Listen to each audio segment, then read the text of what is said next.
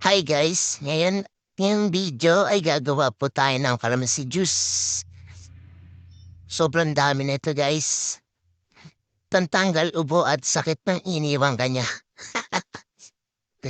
Yan po, inugasan po natin sa lababo ang sandumakmak na kalamansi.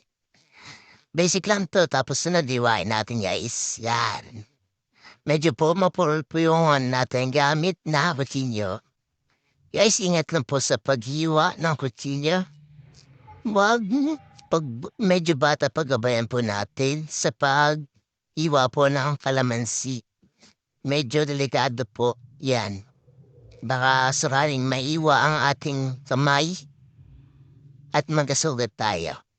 Ingat lang tayo guys sa paggamit ng matatalin na bagay. Ito nga guys, pinapatuloy-patuloy ko lang yung pag-iwa ng kalamansi. Sobrang dami kaya medyo matagal po. Hindi matagal po. At natapos na nga ako guys. Yan. Dami ko naiwa guys. At ngayon, wala tayong asukal.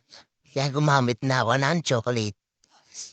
Hershey po ang ginamit ko ng chocolate. Hershey, baka naman po.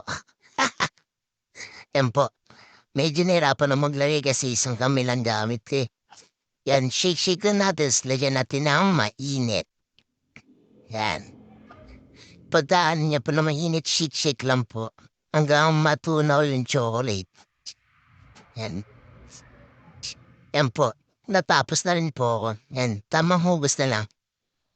Nag-iba yung kulay pag chocolate pa rin gamit. At ayun na lang po. Thank you guys.